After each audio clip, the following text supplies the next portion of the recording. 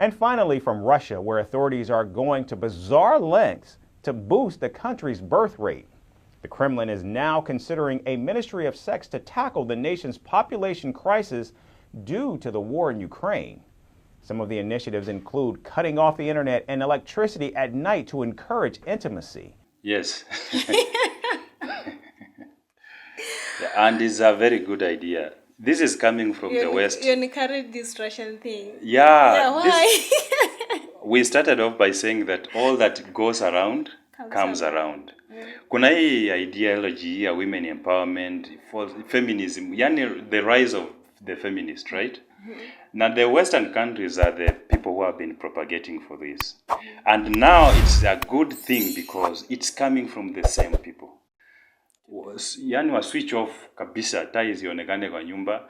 They switch off the internet connectivity because sasa hii technology ndiye imeleta ile rift between the families. Tukiingia kwa nyumba, mimi niko kwa simu, yako kwa simu. There's no time now for making love and making babies. Ni mtu hawezi tukatwa na No. Tukukua tu happy. The whole idea of people coming together is for continuity. Manpower is the biggest human resource under the sun. Yeah. Unajua hata mimi ningekuwa Russia saizi ka jenzi. Naweza furahia sana. Yeah, it's good that now you can play to the tune. All that goes around comes around. Wacha turudi nyuma pala ambapo ile nafasi ambayo mwanamke alifanya nini? Aliumbiwa kwamba alipewa nafaa yeye ni ku procreate. Wacha wazae si matusi. Lakini si lazima like tukioana ni lazima tu mimi nitakuwa nafanya kazi ya kuzaa tu. Let's just watch. In a move straight out of a dystopian satire, Russia is mulling a Ministry of Sex. The proposed ministry could become the latest attempt to reverse the country's alarming population decline. Nina Ostanina, a staunch Putin ally and chair of the Russian parliament's Family Protection Committee, is reviewing the proposal. And the timing isn't accidental because Russia's birth rate is in free fall, worsened by a war that's claimed hundreds of thousands of lives. So, what does this Ministry of Sex mean? Yeah, they're introducing this Ministry of Sex. Let's be introducing Kenya. The ministry, I don't think it's necessary here in Kenya, but it's just to encourage. It's just to encourage our daughters and our mothers. Mukifika umri fulani, enda olewa, start a family, give birth to children. What? In our last talk, we talked about why men are disposable, right? Yeah. Then let's go to war, all of us. Wacha twende tukufe. Let's all of us become disposable beings. Why should we protect you kama hamtaki kuzalia dunia? Some bizarre plans have already emerged. One idea is to plunge the country into nightly darkness. From 10 p.m. to 2 a.m., the internet and lights would be switched off. The goal: encourage couples to get intimate. The state could also start funding the first dates, up to 5,000 rubles, or over $50 for the first romantic night out.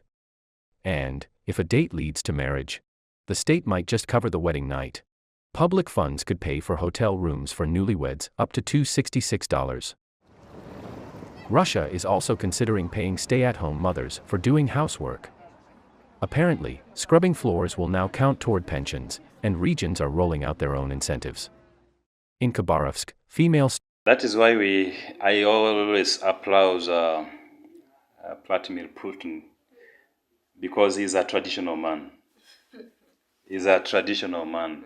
Unaona sasa saizi is trying to get women back home so that they help in creating this biggest resource, which is human resource. Nchi ikiwa hata na rasilimali namna gani kama haina watu who can be able to turn around these resources into meaningful resources, it's a useless country. It's a useless country. And that is why we are counting on you, women. Students are paid over $1,152 for having a child. Meanwhile, Chelyabinsk is far more generous, offering over $10,000 for a firstborn. However, this is not the first time. A Russian official has declared to go further. Regional Health Minister Yevgeny Shestopolov earlier proposed a Sex at Work initiative. Sex at work? Yeah, watu wanafunga kazi na wakati ya break badala ya lunch break, people are going to create babies. Ikifika resting time, you're resting. You need to be doing something because there's a need for repopulation. The reason as to why it's happening today, kama Russia, unaona population is very low. Hiyo mambo ya equality, wanawake pia wametoka nyumbani, wanatoka wanaenda nje kutafuta makazi, they come home very tired, probably they are not even at home because kazi imewachukua throughout the day or even throughout the month. You only get to meet wakati ambapo it's not even ripe for you to reproduce, right? Yeah. And then you leave. So the population has just gone down completely. Unfortunately, it's happening with us today. The Westerners today wanakuja wakianza kufunza propaganda, this sex propaganda to the African nations because of their own interest. What is ailing them today, they want to share it with us. Ndio sababu unakuta kuna hii mambo ya LGBTQ that we are having today, which now is intended to control the birth rate, because if you as a woman can fall in love and even get married with a fellow woman, mtatoa wapi watoto? Mtanunua kutoka kwa nani? If everybody else atakuwa kama nyinyi, mtatoa wapi watoto?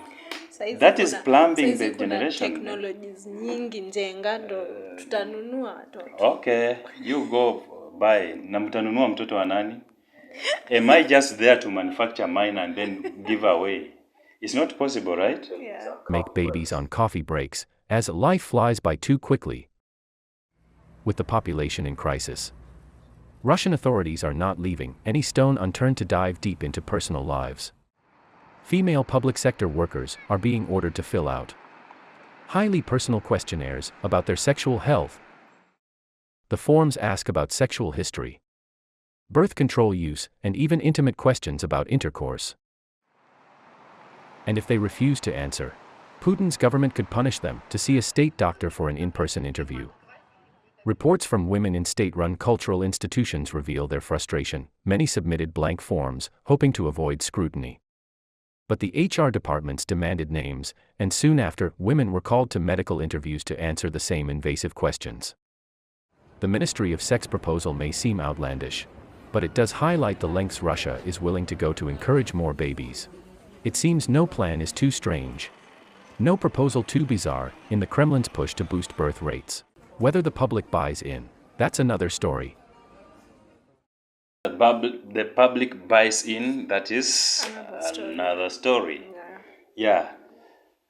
That is the reason we always advocate for the traditional roles in families. A good indicator that we are going back to our traditional roles that we used to have. Yeah, somebody somehow thought that she can be able to turn around the world, and how naturally things are inclined and supposed to be moving, but then nature has its own way of bringing back order, right? Yeah. Yeah. Do you encourage polygamy? Polygamy? Do you encourage polygamy? Okay, it depends. What? It depends. It depends. I would rather a polygamous family than what we are having today, because today so many people will pretend as if they are holding to their own families, right? But out there they are doing a lot of dirty stuff. For example, with us here in Kenya, is not illegal. I'm not advocating for this because it has its own challenges as well, because if you don't have enough resources to take care of the family, why polygamy, right? But then, looking at with us here in Kenya, it's not illegal. We have like the likes of Kina Oparanya, right? Yeah. Yeah, he's serving in the state. He's a proud polygamous man. He's not the only one. We got so many. If it works for you, let it work for you. Yeah. Thank you for watching. I've been your host, Miss Beatrice. And I've been your guest today. I've always been the host of this Jenga Kenya TV, but now slowly by slowly somebody is taking away my duty. Ninaomba kwamba usinifukuze kazi. Thank you so much for the time and thank you for having me.